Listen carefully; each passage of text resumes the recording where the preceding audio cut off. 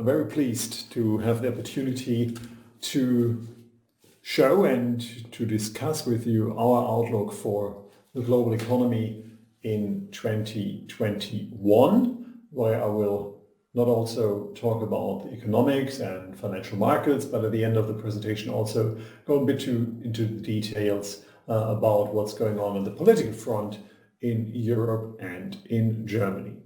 In order to have a discussion with you, I would like at the end of the presentation to discuss your questions, and you can do this either in the way that you raise your hand or in the way that you will send us your question in the chat. And therefore I am very much looking forward to your questions at the end of the presentation. But now I would like to go with you through our outlook, what at the end of last year described with the desire for normality. And as you all know, after the very difficult year 2020, we were all looking for this normality. And as it looks like now, that is not happening at the beginning of the year, but I still think that we have a decent chance to get there in the course of this year. And I want to share with you now our view on the economy, and I hope you can see. You can't see. Just have one technical issue there. What should work, and in that respect it should be available right now. Yes, the presentation, what I want to share with you. And of course we have to start this with the main kind of underlying factor, what will be there or is still there in 2021 and what was dominating in 2020. That's the COVID pandemic, and as we look at the current data of new infections, we see that still the figures are pretty high. In the US, we have seen a double peak recently. The figures are coming somewhat down, but still on a very high level. And in Europe, also having had the peak at the end of last year, we see now that the numbers are rising again, and this is partly caused by the viral mutations, one particularly came out of the UK, but now is also affecting some other countries. So in that respect, we are still a way of saying that we have the pandemic in check. The thing is still going on and probably will be with us for a longer period of time. Here now we can see the developments within Europe. There have been, just looking back at the beginning of last year, it was places like Italy where it started first, and we had quite a few moves in Spain and France, and at the current end we've seen that the UK managed with massive lockdowns to cope again with rising numbers of new infection, and unfortunately also with a very significant increase in the number of deaths that are related to COVID. We have seen now quite a substantial increase in Spain, whereas other places, France, Germany, were able to bring down the figures somewhat, but compared to that what we have had in the autumn of last year, the figures are all unfortunately very high. And at the same time, I think that's the new story for this year and will become much more important for developments. I think particularly when it comes to the summer is the question, how is the progress in terms of the vaccination? And in that respect, on the global level, there is one country that really moved ahead. That's Israel, where from around 100 people in the population, 45 have at least the first shot of vaccine received so far. Other countries are still lagging behind this. The US is doing pretty well in that respect. We have quite a significant increase in the first 3 weeks of the year, but it's still on a single-digit number. Other countries, particularly Russia and also China, which have managed to have reasonably low new infection data, that did not make that much of a progress in terms of the vaccination, although both of them came up at an early stage with some vaccine. It seems that the progress there is not as strong as it could be. And other countries within Europe, they struggle at the moment to come up with high success in the vaccination. There have been shortcomings and some disruptions in the production chain of some of the companies. And therefore, we have seen that many of those plans have been delayed. So in that respect, where we stand now at the beginning of the year, the progress that we hoped it would come through did not materialize so far. But we're pretty upbeat, I have to say, that during the next couple of months this will increase. So this is the one thing what happens on the kind of the health side. The other question is, what implication does this have on the economy? The pandemic and the number of infections or the number of deaths, the immediate impact on the economy is relatively small.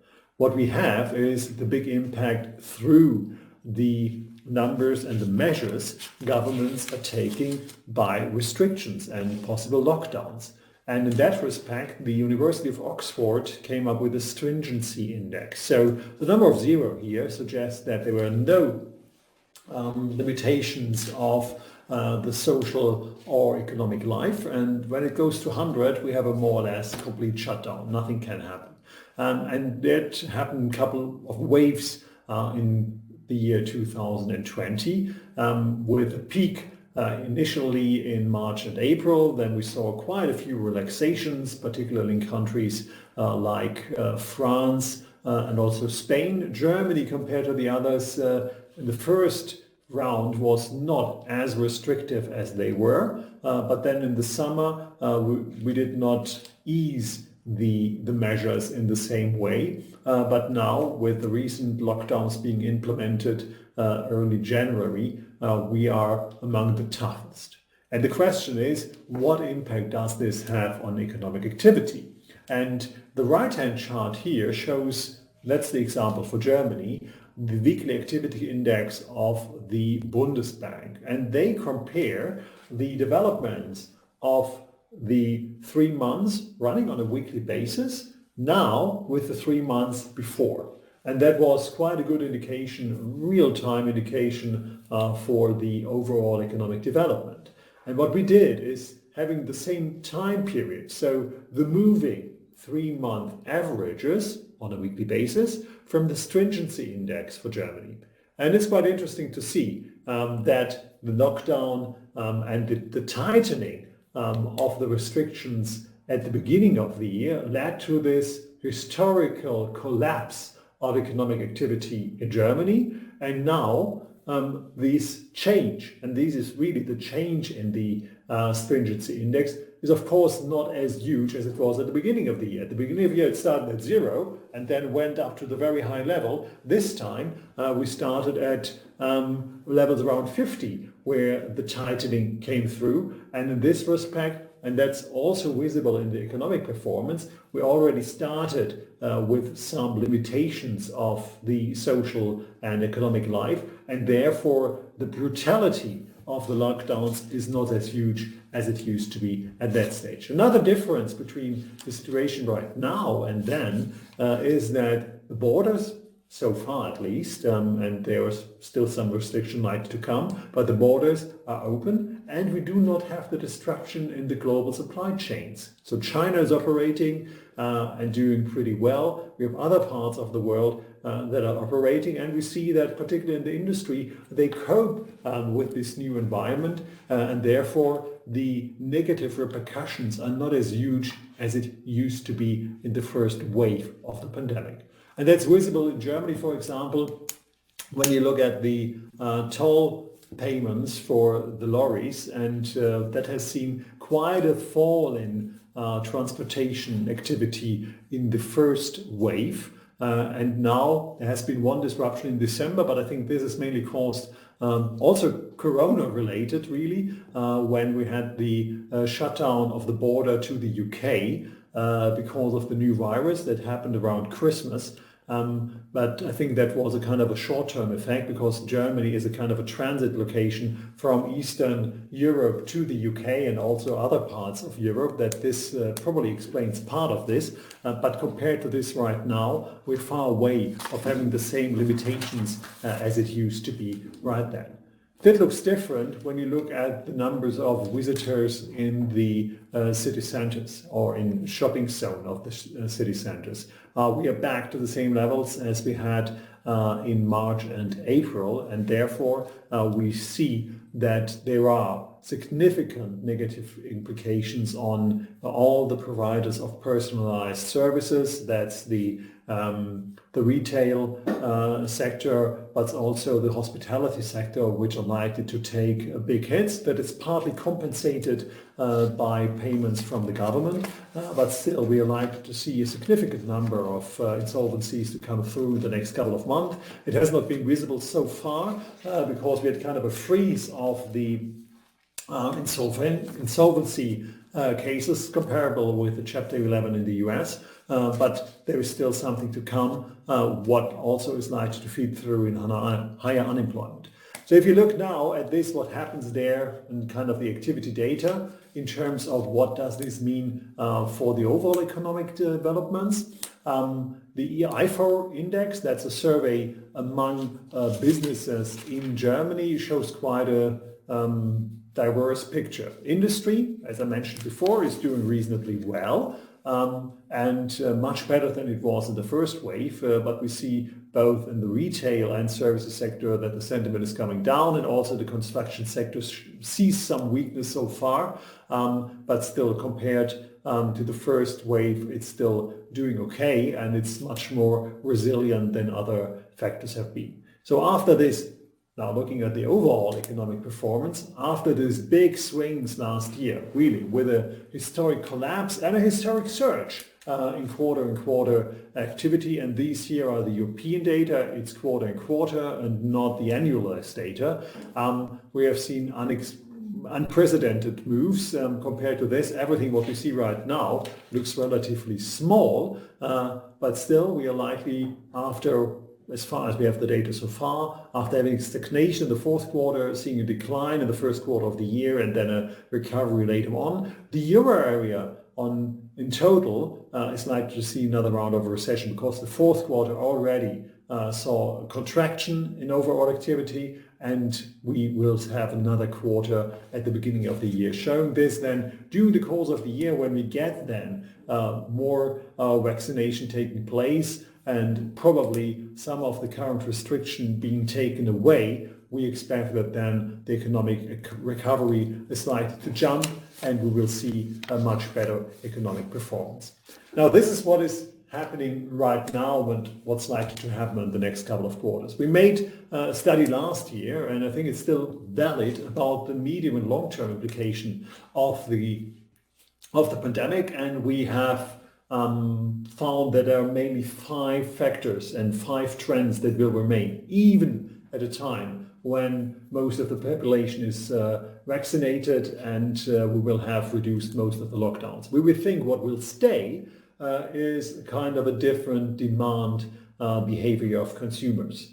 We have not just learned that your health might be jeopardized, we have also learned that overnight your job might be jeopardized, and that in Europe, where you normally have a much higher degree of job security compared to the US, for example. So in that respect, we think, particularly in Germany, that over time we will have a somewhat higher savings ratio and a bit of more risk awareness than it was the case before, and that by itself will have a kind of a dampening impact on economic performance. What also is likely to stay is, and that what we have learned, particularly in the first wave, it's the importance of resilience. It's the resilience of global supply chains. So if there is one country being affected by a pandemic or a political crisis, that you do not want to be exposed to this. And the other thing is that you want not to be too dependent on the factor of human labor. And in that respect, I think most in the manufacturing sector, but also in other sectors, that you try to have more things like cobots and other things which are likely to reduce the the factor labor in your production function. And then there are three other factors coming through. One is a very positive factor that with the pandemic we have seen a boom and a boost to the digitization of the economy, both on the private and the public and corporate world. And I think this is like to stay. So the trend of digitization is being more dynamic than it has been before. And looking at the lower part of this chart is the stronger focus on ESG. So sustainability is becoming a bigger issue. And combined to that, what is said on the right hand, the increased political intervention. And that fact is very supporting because we have most of those government programs, and I come to this later on again, which are likely to get the economy back on track, that are focusing on this sustainability trends. And I think this is very a boost to this trend that was visible before. So if you would take out the sustainability or the change in the demand function plus the increased political intervention, which both have negative implications. So the political intervention, I just mentioned one positive thing here, but the other thing is that you get more and more the debate that some politicians have a better understanding of how to run a business than the businessman itself, and we also end up with a huge amount of debt. I think these are the negative repercussions of that, what's happening right now, and we have to see that we get back on the normal way again. But those two things are likely to dampen growth over a long period of time. We have left 3Ds, and one is the higher resilience partly leads to the trend of a deglobalization, what we have seen before. We have the decarbonization, when you put this in a nutshell, what's going on the sustainability front. And you have the digitization, and these 3Ds are more important now than they have been so far. Overall, and I think that is also supported by other studies by the IMF and other institutions, we will probably end up after the first boom when all the fiscal measures come through and support the economy, and a long-term reduced growth potential. So in that respect, we are likely to suffer from this pandemic, not just in this year and maybe next year, but it will be visible for a couple of years, and therefore there will be scars left for a long period of time.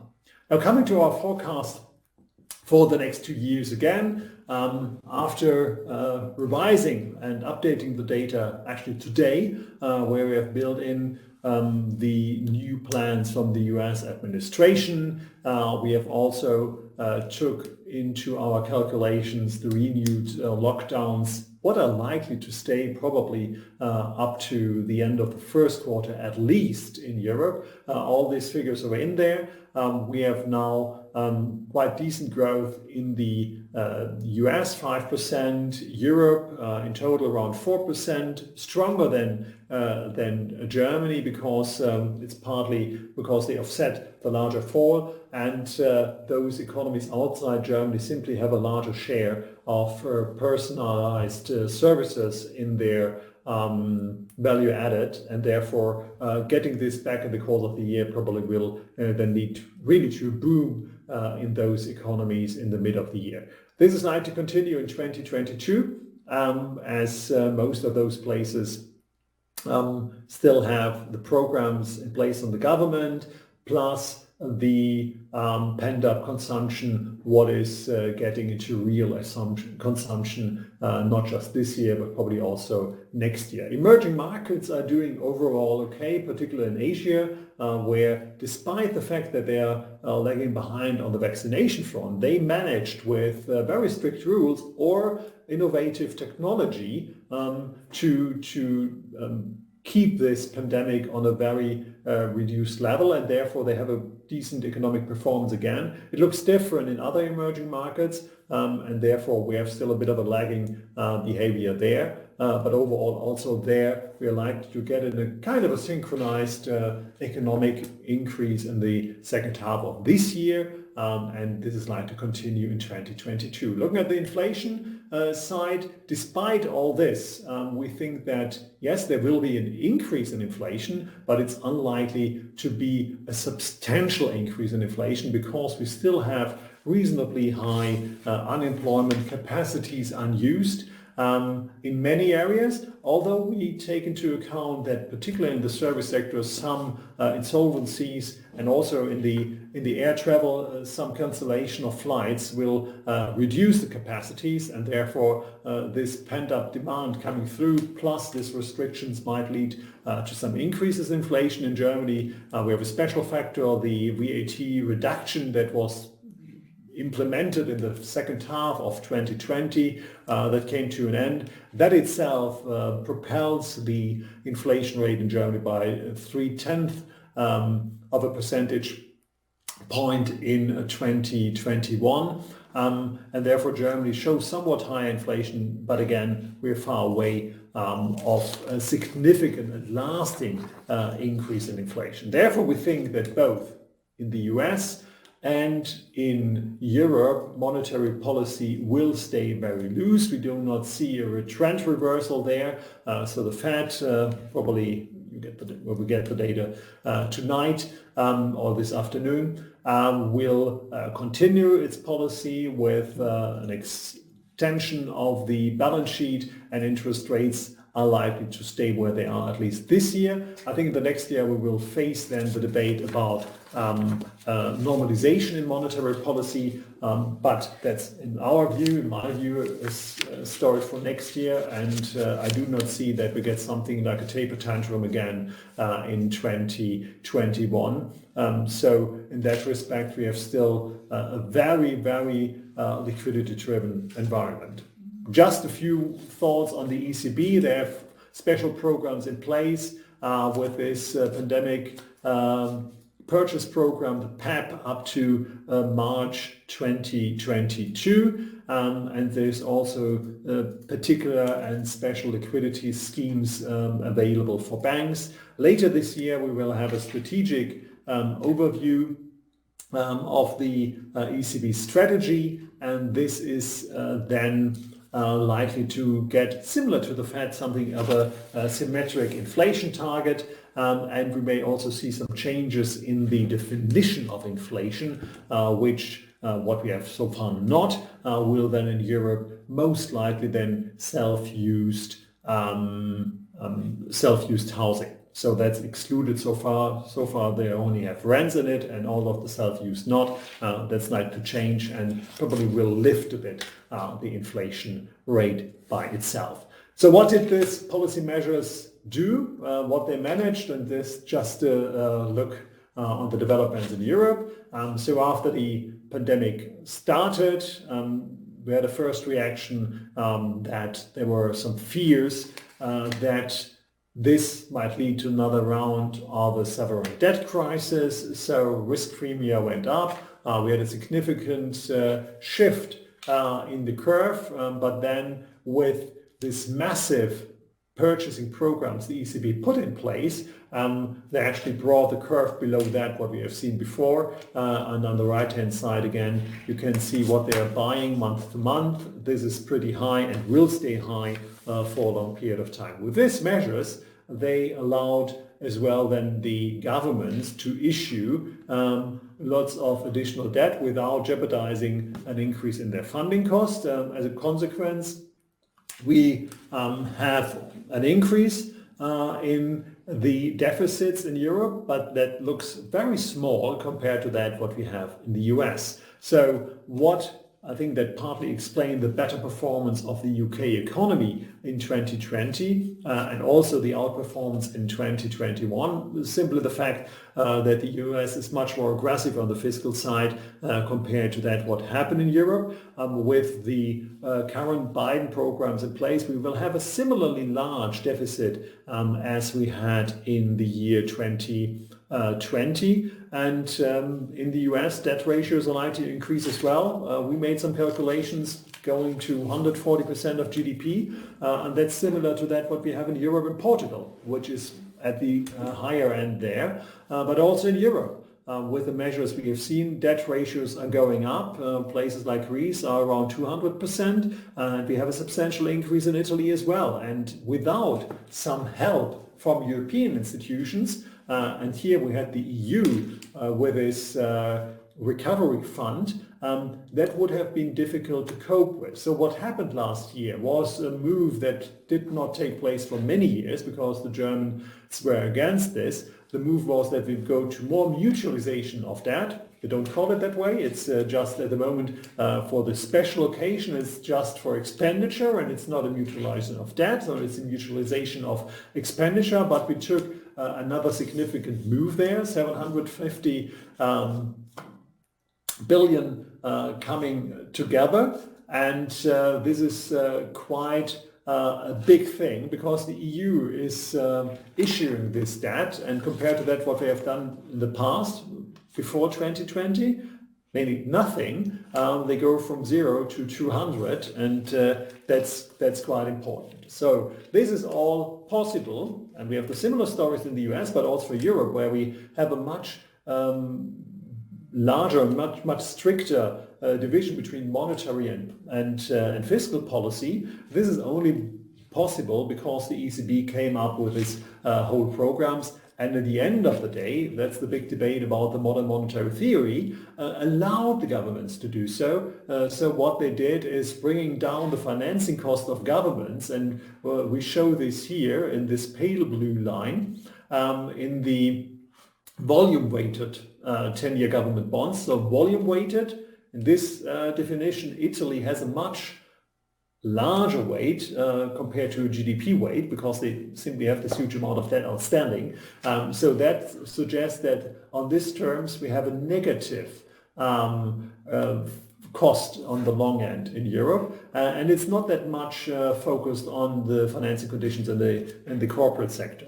That helps as well, but the big impact from monetary policy here is keep the funding conditions for government very easy, and I think this is likely to continue. That brings us then to the next page with our outlook for financial markets. As I said, central banks are doing nothing. They provide more liquidity, and in this respect, the increase in the kind of risk-free environment, both in the US and the European sphere, is relatively limited. After the steepening of the curve in the US, we see a further increase in treasuries, but not massively. As I said, in a year's time around or up to 135. In Europe, even the safe and German bonds will stay in a negative territory, minus 0.3 in a 12-month period. It's slightly going up, but that's it.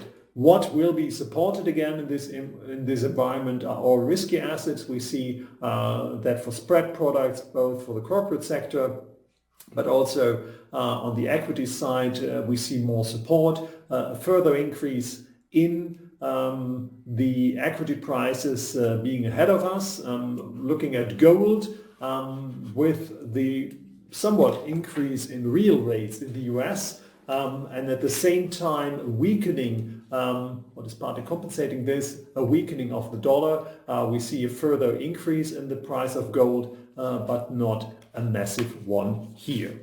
This brings us in our asset allocation, what we create for euro-based investors, to an overweight in riskier assets. So we have an overweight in the equity markets, underweight in secure government positions, because it's a combination of the depreciation of the dollar plus the losses, the price losses on the bond market. We are short treasuries. We would have also some kind of adjusted neutral position in credit in the European term, because we had quite a rally there, but would, compared to last month, would somewhat increase our weight in the high yield sector despite some insolvencies to come. So overall we would stay, that's for the 6 to 12 month horizon, pretty optimistic. There might be some shocks in between. There might be a fall in equity prices that you see right now because we were very richly valued in all of those things, but with a combination improving economy plus still a very supportive monetary policy, we see our risky assets continue to outperform. This is not just the case on the financial assets. Just at the end, I will go through a couple of the of other assets. We as a bank or at the research team, we look at Bitcoin for a few years, I have to say. And last year, when it came to the point that the next halving was coming up, we looked at some similarities, what the price did after this halving. The halving means that the new creation of Bitcoin will be reduced. So at this point, in the same period of time, you can only produce half of that what you have done before. And the two cycles we had so far, we had significant price increases, and this graph shows the number of days after this halving, and then assuming in this dark blue line what happened if the Bitcoin would develop as it was in the first halving, and this line here, what happened in the second halving. And this is the development right now. So we have seen quite a few reduction after we were at the 40,000, going down below 30, I think, today.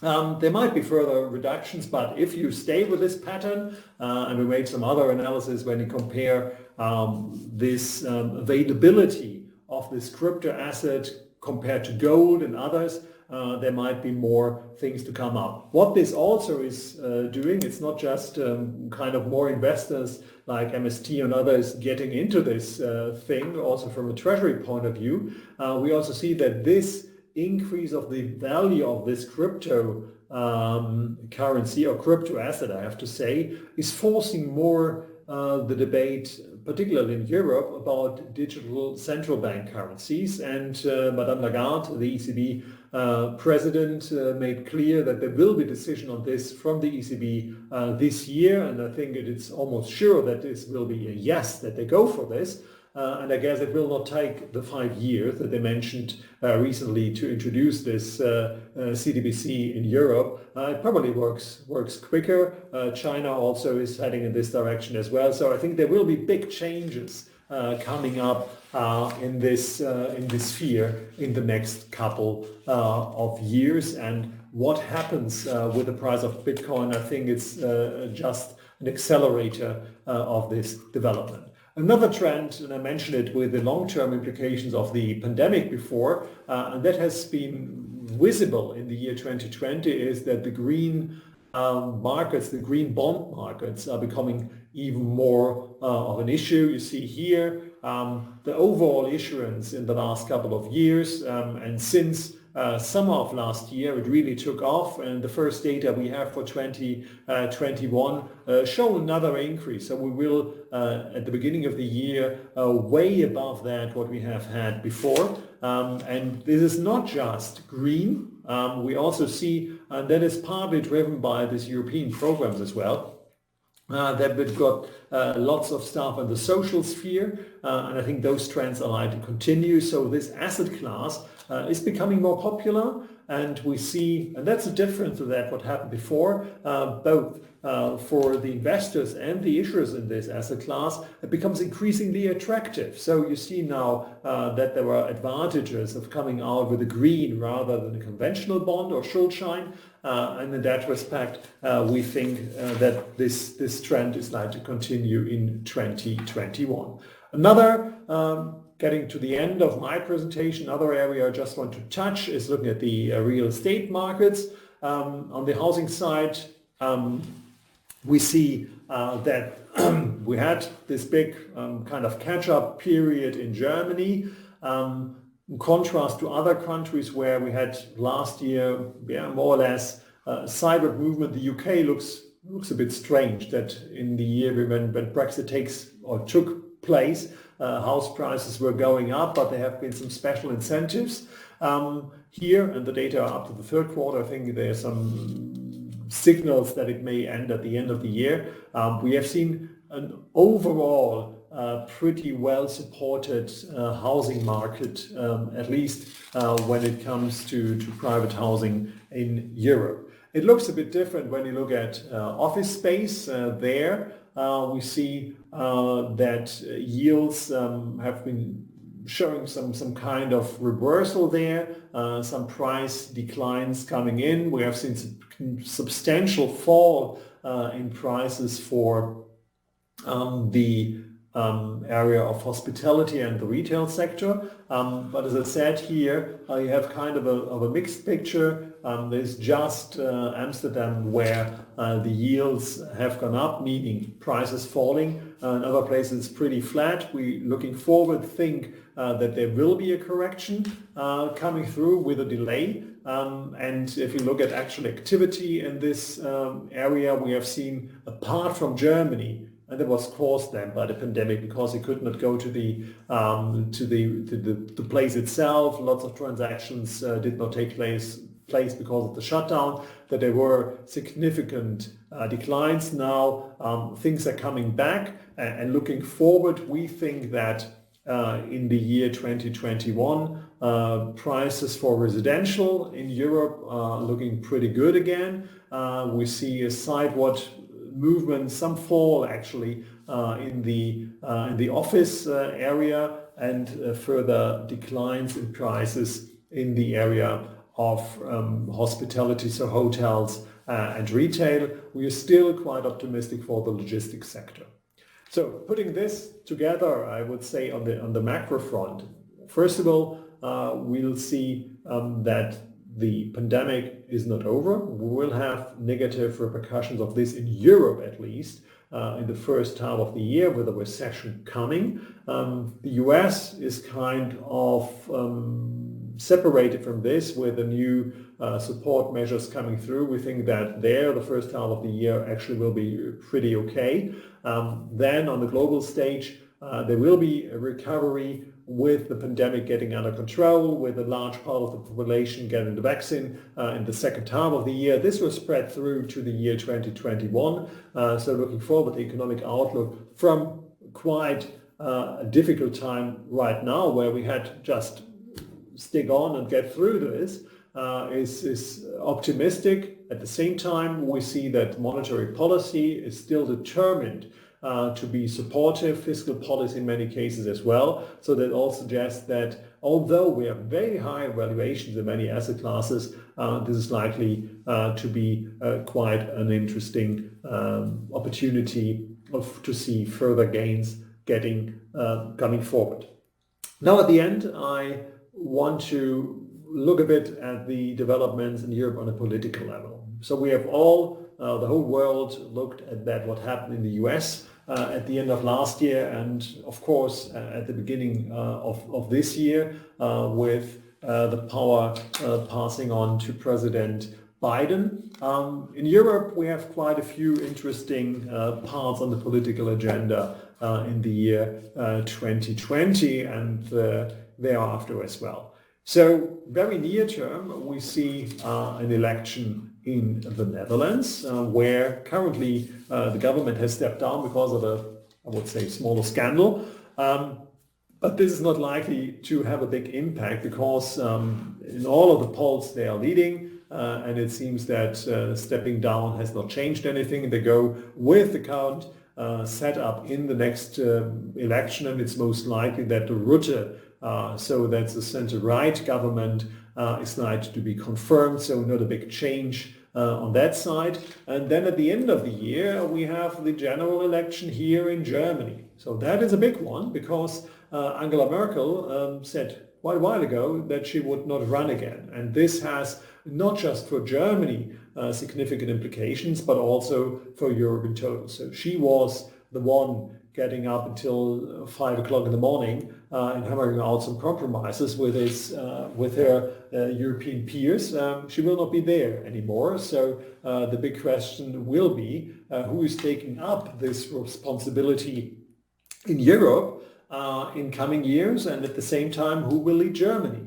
In terms of Europe, we have to look a bit further what's happening in the year 2022. There is the presidential election in France in spring. So that's not that far away. And Macron, who has the potential to become the new European leader, he's likely to be under pressure because the far right with Marine Le Pen is still there, and current kind of polls do not look too good for him. So what's going on there might have some changes in the European leadership, what could make the upcoming new negotiations between the US and Europe more difficult.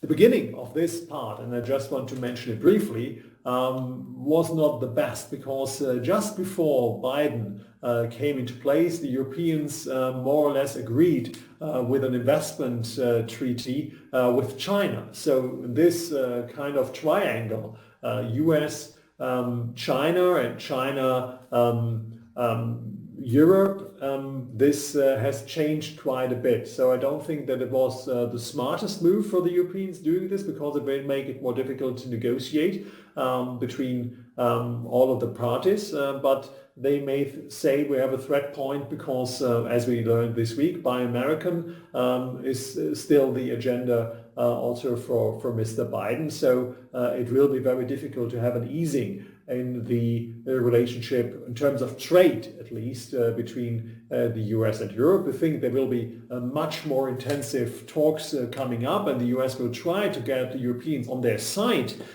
in condemning the influence of China on the world stage. But this will be difficult, and we don't think that will be more disruption on the terms of trades of goods, but we think there is more to come in the area of technology, and therefore we have to look very careful in what's going on. Our assumption is that the Europeans come more and more in a sandwich position because they want to do business with the Chinese, but want also to be good friends with the Americans, and this combination, I think, will become more and more a challenging thing. So the question is, who from the European side, who from the German side will run in this debate? And before we come to the German side, just have an overview here. There are lots of state elections coming through. As you know, Germany is a federal state, and there we have quite a few things coming up this year. And very important will be those two here, because in the question who is running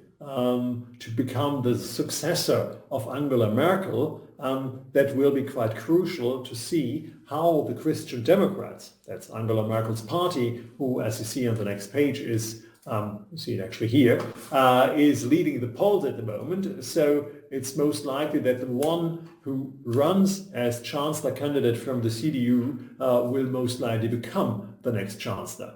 So 2 weeks ago, we had the election of the new chairman of the CDU, and this became, you see the name here, Armin Laschet, and in the polls, who is the preferred next chancellor, he does not look on a very favorable position, but the question is still, does he run?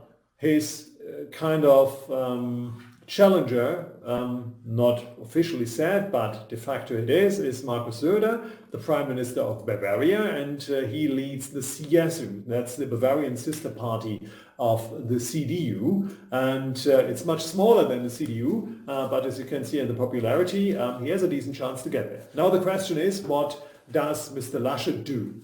He wants to, if he has the chance to become chancellor, he wants to take it. And if he does reasonably well in those two elections here, Baden-Württemberg and Rhineland-Palatinate, then I think he will run to go for the chancellorship. If not, he may leave the way for Markus Söder. And the question is, what will be the next coalition? We have now for many years the so-called Grand Coalition, so the two largest, used to be largest parties, you see it here in red, the Social Democrats and the CDU, they run a coalition. We might have another grand coalition. It's now the Greens, the second largest party, together with the CDU, and that would be quite a new combination for Germany, and it might be positive in a way that it will be disruptive in some areas, and there might be more momentum on the political side to come through, both in Germany, as we probably will see then even more support on the agenda for sustainability, but also, I think, more kind of activity when it comes to digitization, and Germany doing some more reforms after a couple of years not doing much here in that respect. So this year will be very interesting on the political agenda, and I am now looking forward to get your questions. As far as I can see, a couple of questions came through already, and I am happy to take more questions from your side right now.